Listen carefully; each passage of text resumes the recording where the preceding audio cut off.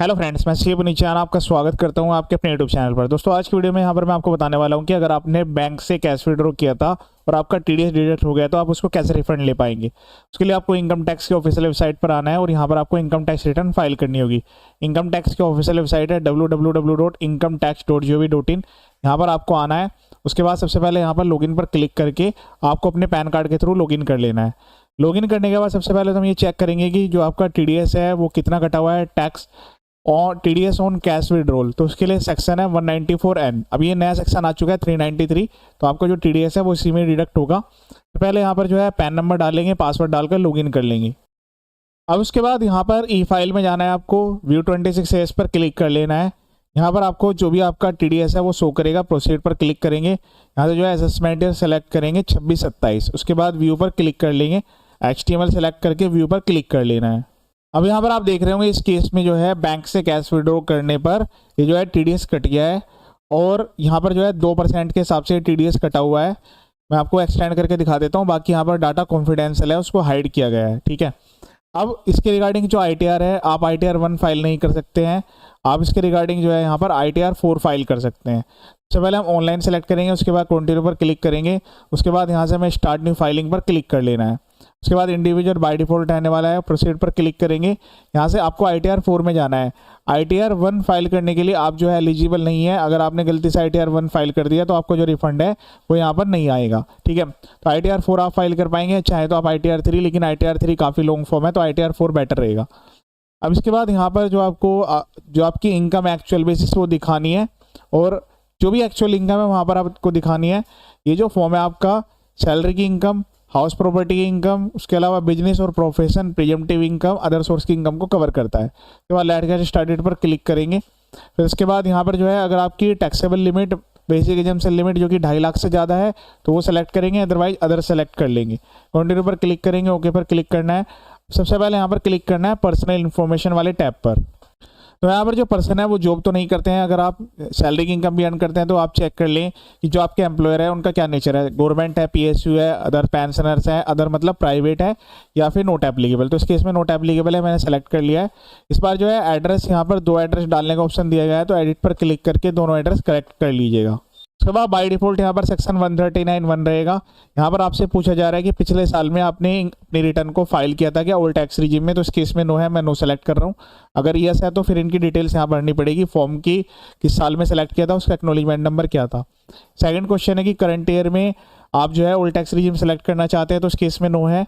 अगर आप यस करेंगे तो पहले फॉर्म 10IA भरना पड़ेगा। उसके लिए सेपरेट वीडियो मैंने बना दिया। अभी नो का मतलब है कि इस साल भी ये पर्सन न्यू टैक्स रिजीम में रहने वाले हैं। उसके बाद आपको सारे बैंकों की डिटेल्स ऐड करना जरूरी है। कन्फर्म पर क्लिक कर देंगे।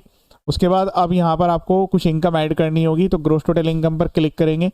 अब जो भी आप यहाँ पर साहब ने कैश विड्रॉल किया है, ठीक है, तो उस केस में जिस भी बैंक से आपने कैश विड्रॉल किया है उसका टीडीएस कटा हुआ होगा, लेकिन जो आपके सारे बैंक अकाउंट्स है उनको मिलाकर आपकी जो भी इनकम आ रही है वो बिजनेस नेचर की है, प्रोफेशन नेचर की है, वो यहाँ पर आपको दिखानी होगी। ठीक है। उसके बाद हम यहाँ पर एडिट पर क्लिक करेंगे।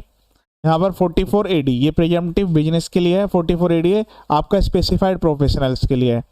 तो मैं अभी यहाँ पर 44AD कवर कर रहा हूँ। स्पेसिफाइड प्रोफेशनल्स की डेफिनेशन है इसमें कि डॉक्टर्स, इंजीनियर, चार्टर्ड और अदर पर्सन भी इंक्लूडेड हैं। तो उसके बाद ऐड पर क्लिक करेंगे। यहाँ पर आपको खुद का नेम लिख देना है। अगर कोई आप बिजनेस रन करते हैं उसका नेम आएगा। यहाँ से आपको कोड सेलेक्ट कर लेना है। जो भी आप गुड्स में डील करते हैं तो गुड्स में, या सर्विस में डील करते हैं तो सर्विस में, इस तरीके से वो सेलेक्ट करेंगे। ठीक है। तो यहाँ पर मैं अभी एग्जैक्ट कोड यहाँ पर सेलेक्ट कर लेता हूँ। कुछ यहाँ पर अदर सर्विस के कोड भी दिए गए हैं, वो भी आप एक बार देख लीजिएगा। अगर आपको ये स्पेसिफिक कोड नहीं मिल रहा है तो जो अदर सर्विस वाला कोड है वो यहाँ पर आप सेलेक्ट कर सकते हैं। ठीक है। नेम लिखना है बिजनेस का, अगर बिजनेस नहीं है खुद का नेम लिखना है, सेव पर क्लिक कर देना है। उसके बाद शो पर क्लिक करेंगे। उसके बाद यहाँ पर जो है आपको अपनी इनकम दिखानी होगी। जो भी आपकी बैंक्स में रिसीट्स हुई हैं वो अलग दिखानी है, जो कैश में आपको रिसीट हुई है वो। इसके अलावा कोई अदर से बार्टर में आपने कुछ यहाँ पर एक्सचेंज कर लिया, वो डिटेल्स यहाँ पर आएगी। ठीक है। तो अभी मैं यहाँ पर जो है बैंक की रिसीट्स जो आई हुई है वो यहाँ पर मैं दिखा रहा हूँ।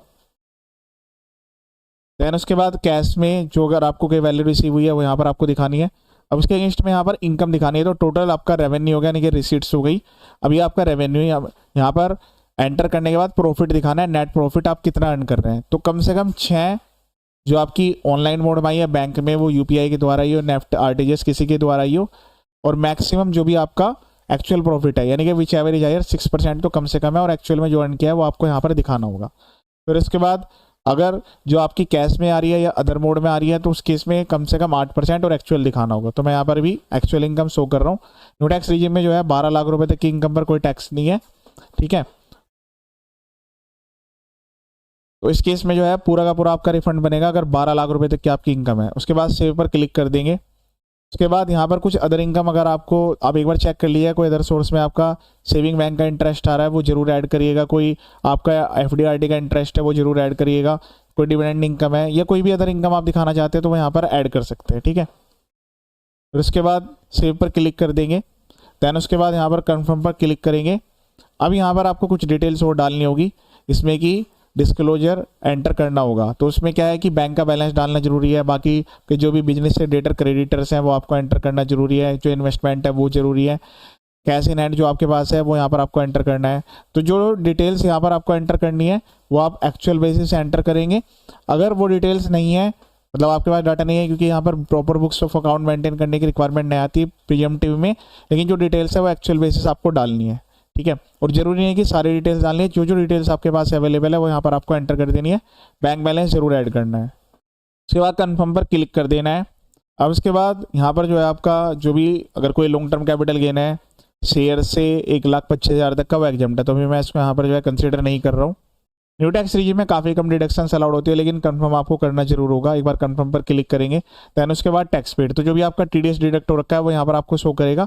अगर यहाँ पर नहीं आ रहा है बाय डिफॉल्ट तो खुद से आप ऐड करेंगे, ठीक है। तो इस केस में जैसे फैच नहीं हो रहा है, वैसे मोस्टली केस में ऑटोमेटिकली फैच हो जाता है।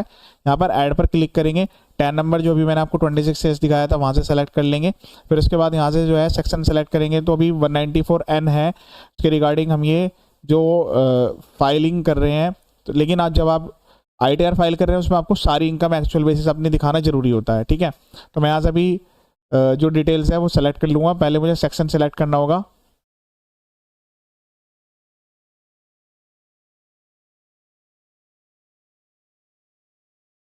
$194N यहाँ पर 10 नंबर डालना है। फिर उसके बाद यहाँ पर जो है आपको जो भी आपका TDS डिडक्ट हुआ है, जैसे कि इसमें जो है वो वैल्यू डालनी है। फिर उसके बाद TDS आप कितना क्लेम कर रहे हैं वो यहाँ पर आपको दिखाना होगा, ठीक है। फिर इसके कितनी वैल्यू पर ये TDS कटा है वो डालनी है। फिर बाद यहाँ पर टोटल वैल्यू डालनी है जिस पर ये TDS कटा हुआ है। उसके बाद यहाँ से सेलेक्ट करेंगे note applicable only in case of TDS deducted 194N। उसके बाद यहाँ पर सेव पर क्लिक कर देंगे, ठीक है।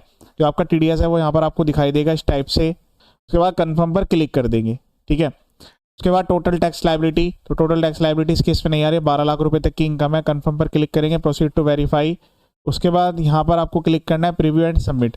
इस केस में अब यहाँ पर नेक्स्ट पेज आएगा, वहाँ पर आपको अपना नेम फादर नेम चेक कर लेना है और उस पर टिक करते हुए प्लेस एंटर करके नेक्स्ट करना है। इस तरीके से यहाँ पर जो है आपको प्लेस एंटर करना है। प्रोसीड टू वैलिडेट पर क्लिक करेंगे, पेज वेरीफाई होगा। प्रीव्यू करके एक बार रिटर्न को प्रीव्यू करेंगे, प्रोसीड टू वैलिडेट पर क्लिक करेंगे। उसके बाद प्रोसीड टू वेरिफिकेशन पर आपको क्लिक करना है। वैलिडेशन सक्सेसफुल का मैसेज आएगा।